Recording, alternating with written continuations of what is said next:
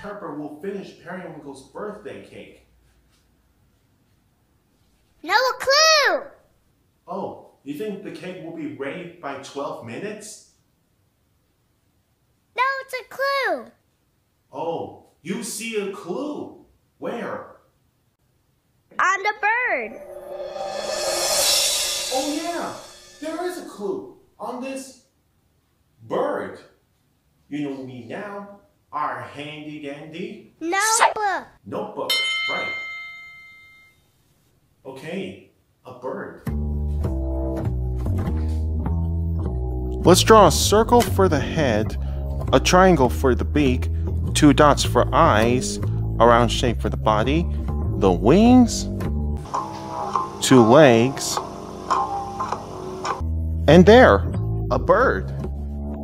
Okay, so do you remember what our first clue was? A city, right. And now our second clue is a bird. So who do you think Blue invited to Periwinkle's birthday with a city and a bird? Do you know? Oh yeah, it could be. But I think we better find our last clue just to be sure. Sounds like Blue. Come on.